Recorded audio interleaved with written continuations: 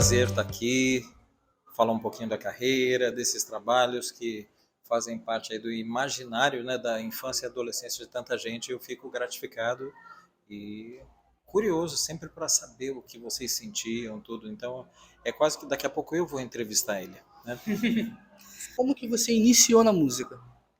Eu comecei com 5 anos de idade tocando piano.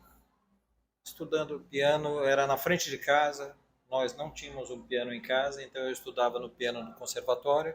Fiquei uns 3 anos, depois eu parei. E fiquei alguns anos sem estudar músicas, mas sempre musical. Meu pai tocava violão, gaita, então a gente tinha um ambiente muito musical em casa. Minha mãe ouvindo muita música também, minha irmã mais velha também ouvindo muita música. E cada um numa área. Meu pai jazz, bossa nova, música erudita, música instrumental. Minha mãe gostava já das coisas mais românticas, Maísa, Agostinho dos Santos, e um pouco mais dos anos 70, Chico Buarque, essas coisas. E a minha irmã, os Beatles, a fase psicodélica, Herman Hermits, os tropicalistas. Então eu nasci nesse caldeirão. Qual o seu trabalho assim mais se destacou?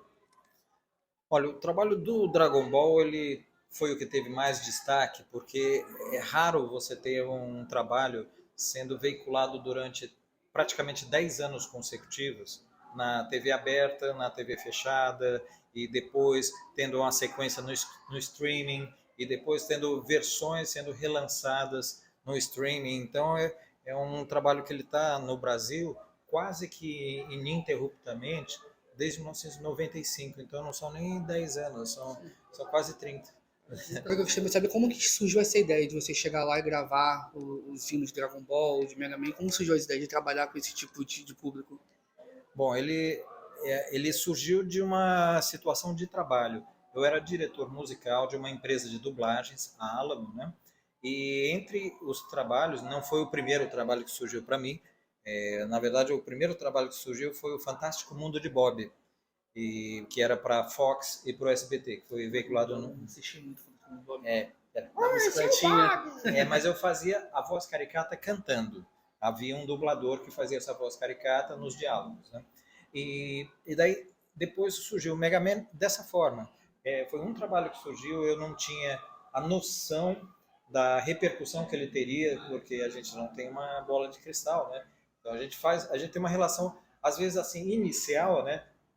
Profissional apenas. Olha, tem um trabalho, temos que fazer uma versão. Eu fui fazer a pesquisa de tudo isso, pedi algumas coisas porque me faltava capacidade para algumas coisas, como por exemplo, eu não falo japonês. Então eu pedi uma versão literal do japonês para o português para entender literalmente o que significava a letra original. E normalmente uma música de abertura, ela é o quê? Ela é uma síntese do espírito daquela animação, né, do desenho.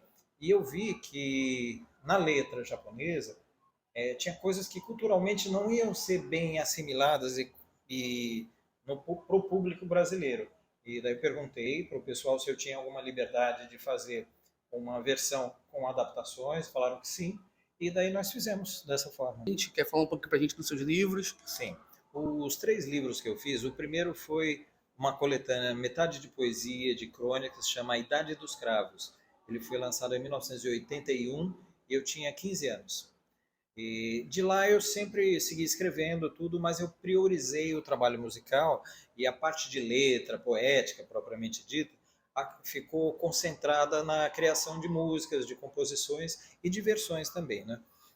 Hoje, daí depois disso eu fiz mais 2 livros. Um foi uma reescritura de um livro de 2 amigos filósofos e um livro falando sobre a inversão de valores da sociedade, em que as pessoas procuram ter muito e se preocupam muito pouco em ser algo. Essa é o ter e o ser, né? E é um livro de filosofia, no caso. Ele chama Fármacos, falando sobre uma sociedade adoecida, que tem e vocês veem muito isso, que é a depressão, a ansiedade, em que as pessoas esquecem que o que elas têm realmente é o presente. O futuro não existe, ele vai acontecer eventualmente. O passado também não existe. Ele é, no máximo, experiências e memórias que você pode trazer para a experiência prática do seu agora. Ou seja, aprender com o passado, para não cometer erros no futuro, né?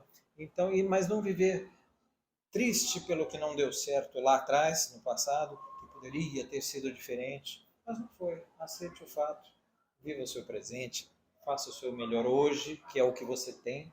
Digamos, é o que tem para hoje? É o hoje, né? E amanhã, crie situações favoráveis no presente para você desenvolver ações no futuro, mas sem grandes expectativas. Olha, eu vou ficar milionário, eu vou ficar famoso, todos vão me entender, todos vão me amar. Gente, isso não vai acontecer.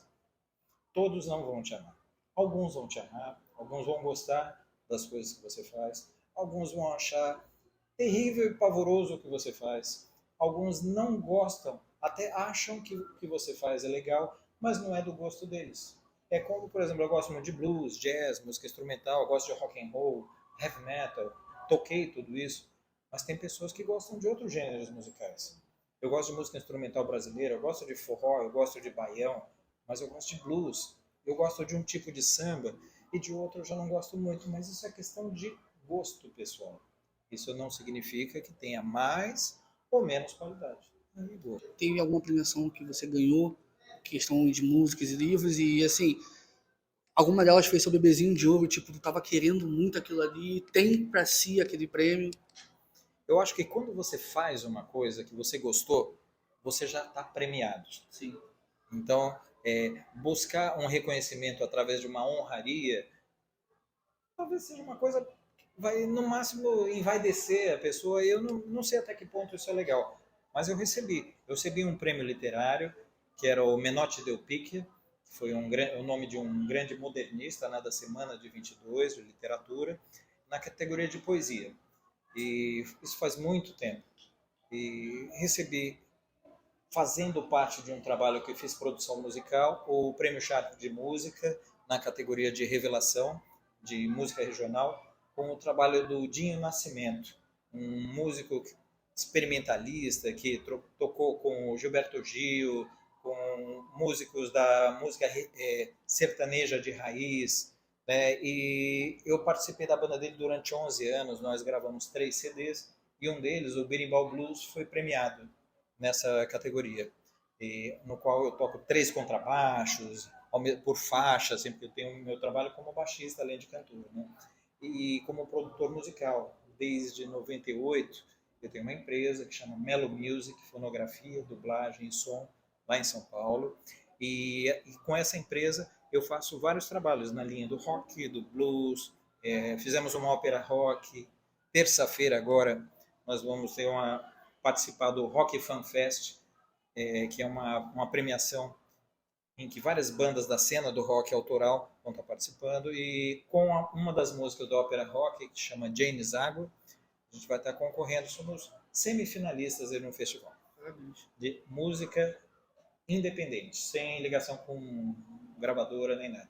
Sobre suas produções musicais, poderia falar um pouquinho para você da sua própria autoria, no Sim. caso? Tem um trabalho que eu estou fazendo, esse é assim, o ultra pessoal, digamos, né? Tem alguns outros, como o Johan Pier, que é um cantor de rock, que faz também uma reflexão sobre esse caos urbano. Ele tem uma música chamada Cidade Zumbi, que está em fase de conclusão. O videoclipe deve ser lançado agora no segundo semestre de 2024. Nós lançamos semana passada o trabalho do Carlos Padilha, que é um grande amigo, um compositor, com uma música chamada Sad Eyes, que é uma música em inglês, assim, que tem aquela vibe do rock progressivo do Pink Floyd, e é muito bacana porque mostra a transformação de uma pessoa através de procedimentos cirúrgicos. Então você viu o clipe, é um clipe em PB, assim, branco e preto, com a pessoa com a máscara, e é muito interessante, assim, é meio sombrio, meio dark, assim, mas é muito bacana. É como o Pink Floyd, é como Hey you, out there in the cold, getting lonely, getting old, can you feel me? É uma viagem, assim. E tem o meu trabalho pessoal. Esse projeto chama-se Pentalogia. São 5 álbuns e 5 livros. Então é a hora que eu vou, digamos assim, acertar um pouquinho as minhas contas com a parte de literatura que eu deixei assim de stand-by de alguma certa forma, né, usando apenas o lado da composição musical, né, de versões. E esse é um trabalho que não tem data para ficar pronto, ele vai ficar pronto quando estiver. Quando tiver que É ficar assim, pronto. Mas eu estou fazendo com calma, pré-produção no meu próprio estúdio, vendo de cada música grandes amigos assim que vão participar, quem tem a cara daquela composição. Então é um trabalho muito artesanal nesse aspecto, em que as pessoas certas vão estar tocando e emprestando a alma e a expertise deles para a música, né? Não é só tocar, não é só perfeição, não é só excelência técnica, é um feeling, é você ter o sentimento certo na interpretação. Com quem, assim, você já tocou, ou alguém que você queria ter tocado, participações que você já fez junto em alguma música, assim? Olha, eu gosto de tocar com os amigos e pessoas que eu vejo a qualidade delas, né? Então teve várias situações, às vezes até numa jam session, tocar com grandes músicos é uma satisfação. Recentemente eu toquei com músicos incríveis, dois irmãos, o Yuri e o Igor Prado, que tem o Prado Brothers, estão comemorando 25 anos de carreira agora, eles são radicados nos Estados Unidos, são músicos excelentes na praia do blues, assim. Um cara também que eu até já falei com ele sobre o meu trabalho, e a gente está amadurecendo a ideia de uma participação dele, o Marcos Otaviano, um grande guitarrista, assim, um professor de grandes guitarristas, um mestre dos mestres, assim, um cara muito bom, a quem eu acompanho o trabalho há muito tempo, e tivemos a oportunidade de tocar. Agora, grandes amigos, assim, eu já teve questão de eu tocar num camarim, é, na frente de um baixista só porque eu falei que eu gostava daquela música que ele tinha tocado. Esse cara é o Nathan East, um baixista que toca com Eric Clapton. E depois de um show eu fui conversar com ele e falei que eu fiquei emocionado. Ele tocou uma música muito bonita que era uma homenagem ao Jaco Pastorius, um grande contrabaixista que tinha falecido um ano antes. E eu achei generoso da parte dele ele fazer essa homenagem ao Jaco. E eu falei que era uma música que eu gostava de tocar em casa. Uma música lenta, uma balada que é baixo e sax, assim, instrumental, dessa banda chamada Weather Report. E daí ele falou, você é baixista, tudo? Eu falei, pô. Daí ele pegou o baixo dele, mandou buscar, ligou um amplinho que estava lá, para fazer aquecimento, assim, de camarim. Falou, toca pra gente. Daí eu sentei no amplo, toquei para eles, e isso é uma satisfação. Com certeza. Não é um show, não é espetáculo. E daí eu comecei a tocar, levanto a cabeça, tá ele, o percussionista e o Eric Clapton, os três, assim, nessa distância que eu tô aqui, assim, eu sentado, e eu olhei e falei assim, não vou nem dizer o que eu pensei na hora, mas começa com F e acaba com U. E daí eu falei assim, mas vamos lá, né, vamos lá, né, vamos lá. Eu acabei de tocar uma música que chama A Remark You Made, uma marca que você deixou. É um disco chamado Heavy Weather, de 1977, do Weather Report. Acompanhe, é muito bonita porque é o saxofone com baixo sem traste fazendo uma melodia. Recomendo aí para quem quiser ver, tem no YouTube certamente. Sobre Dragon Ball, qual foi o seu maior desafio ali de cumprir com as músicas? Eu acho que é justamente a adaptação cultural das letras e fazer de uma forma que fosse uma síntese. Uma coisa, assim, até por uma questão que na época em que eu fui convidado a fazer isso, estava com um filho com a idade muito, muito pequena, e eu acho que a música que você faz para criança e adolescente, ela pode ter diversos níveis de impacto, até como formação da pessoa. O que se chama de entretenimento, eu não julgo como entretenimento, eu prefiro encarar como iluminação, porque entreter é distrair, é anestesiar os sentidos e a sensibilidade das pessoas. Eu acho mais importante você acordar as pessoas do que deixá-las num estado de letargia, como se estivessem entorpecidas por uma música que vai ofuscar a realidade do que ela realmente é. Então, como o Dragon Ball tem muita ação, e essa ação é de embate, né? Há uma violência nisso, e isso me preocupava até para mostrar que tipo de mundo você quer apresentar para as crianças, e no caso para o meu filho também. E eu pensei no quê? Em mostrar os valores mais legais, evidenciar através da música. Quais são esses valores? O poder da amizade, o poder da união para você conquistar os seus sonhos, tornar os seus sonhos realidade, a persistência, você não desistir. Não, você sofre uma derrota, mas aquilo é um episódio. Você perde uma luta, mas não perde a batalha. Você segue a determinação, essa consistência, essa resiliência, que é uma palavra tão em moda hoje em dia, que é simplesmente a capacidade de você aguentar o tranco e seguir em frente, né? Não se deixar abater pelas dificuldades e que elas sejam um impeditivo para você buscar as suas vitórias ou chegar às suas metas, os seus objetivos. Então, eu procurei evidenciar isso nas letras das músicas também. Anísio Melo por Anísio Melo. Bom, o Anísio Melo Júnior é o filho do Anísio Melo, que era um escritor, um poeta, um pensador da vida e um realizador. Então, eu tenho um pouco dessa intenção de ser uma extensão do meu pai nesse aspecto e tendo, claro, com uma história própria, com a minha individualidade também, ter uma pessoa que tem uma missão de vida. Eu trabalho com a música e a música, para mim, é o que me religa para um plano muito superior, que você pode chamar de Deus, universo, consciência cósmica, sei lá, nirvana. Os nomes são apenas nomes, tá? São convenções de um código chamado língua. Mas a música é essa minha religião, nesse sentido do religare, do religar com algo maior do que essas formiguinhas que andam pela Terra, que são os seres humanos, né? Nós somos ter a noção da nossa dimensão. Eu me vejo como uma pessoa que tem a música como esse veículo de expressão e de integração entre as pessoas, promover um esclarecimento da vida.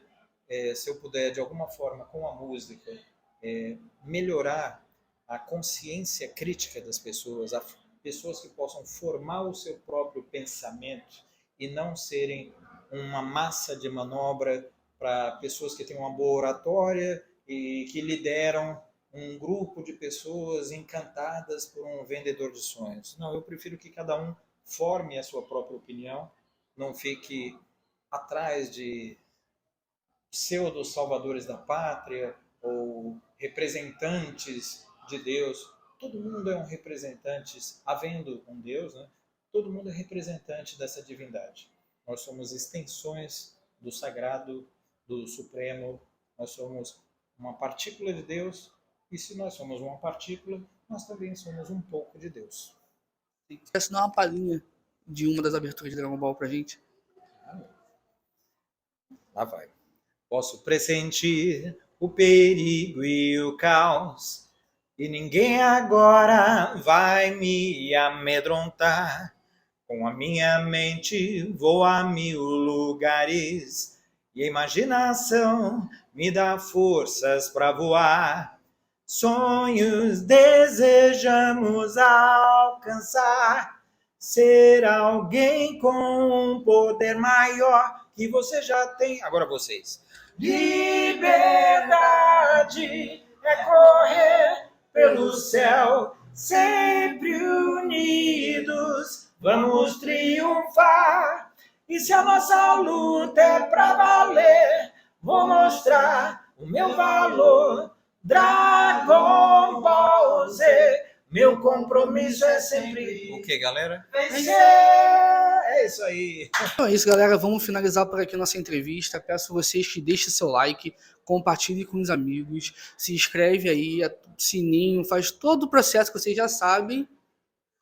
E deixa aqui pra gente seu YouTube, seu Instagram, tudo bonitinho pra eu também seguir. Bom, vocês procurando em Anísio Melo com 2 L's, Júnior por extenso, tem o Facebook pessoal, a fanpage, o YouTube, canal do YouTube Anísio Melo Júnior, e o Instagram também, @Anísio Melo Júnior, tudo junto. E tá por lá. Deixe o seu like, se inscrevam, coloquem aí na descrição do vídeo, né? Podendo aí também facilita para as pessoas, né? Hoje o mundo é muito visual, né? Então é isso aí. Tudo uma chegadinha para eles, assim, parece que eu vou deixar a nossa edição vai colocar lá. Então é isso, galera. Fui!